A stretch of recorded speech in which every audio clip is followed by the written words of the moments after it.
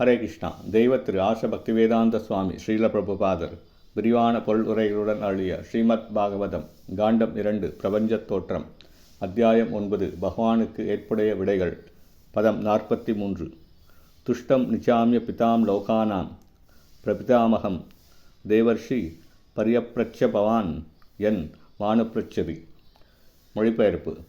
தமது தந்தையும் பிரபஞ்சங்களின் பிதாமகருமான பிரம்மா நன்கு திருப்தியடைந்திருப்பதை கண்டபின் மிகச்சிறந்த முனிவரான நாரதரும் அவரிடமிருந்து விவரமாக விசாரித்தார். பொருளுரை. ஆன்மீக அறிவை தன்னுணர்வு பெற்ற நபரிடமிருந்து அறிந்து கொள்ளும் முறையானது ஒரு சாதாரண கேள்வியை பள்ளிக்கூட ஆசிரியரிடம் கேட்பதற்கு ஒப்பானதல்ல. தற்போதைய பள்ளிக்கூட ஆசிரியர்கள் சிறிதளவு தகவல் கொடுப்பதற்காக ஊதியம் வழங்கப்படும் அதிகாரிகள் ஆவர். ஆனால் ஆன்மீக குரு ஊதியம் பெறும் அதிகாரி அல்ல. அங்கீகாரம் பெறாமல் அவர் உபதேசம் அளிக்கவும் அனுமதிக்கப்பட மாட்டார். பகவத்கீதையில் உன்னத அறிவை புரிந்து கொள்வதற்கான முறை பின்வருமாறு கற்பிக்கப்பட்டுள்ளது.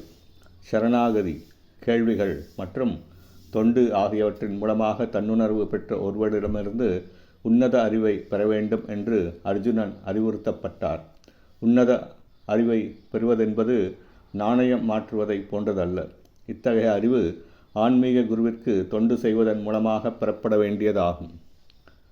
பிரம்மதேவர் பகவானை முழுமையாக திருப்திப்படுத்தி அவரிடமிருந்து நேரடியாக அறிவை பெற்றதைப் போலவே ஆன்மீக குருவை திருப்திப்படுத்துவதன் மூலமாக அவரிடமிருந்து ஒருவன் உன்னத அறிவை பெற வேண்டும்.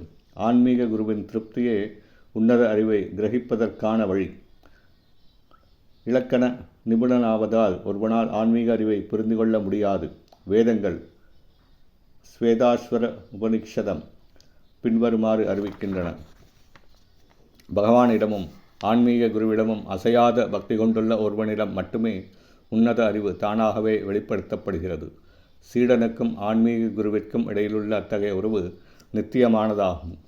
இப்போது சீடராக இருப்பவரே அடுத்த ஆன்மீக குருவாவார்.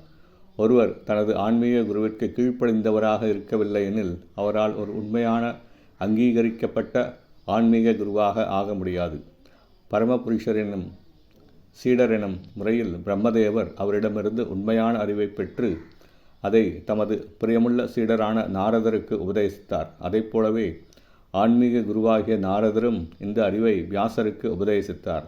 எனவே சம்பிரதாயப்படி பெயரளவில் மட்டும் ஆன்மீக குருவாகவும் சீடனாகவும் இருப்பவர்கள் பிரம்மா மற்றும் நாரதர் அல்லது நாரதர் மற்றும் வியாசர் ஆகியோருக்கு ஒப்பானவர்கள் அல்ல.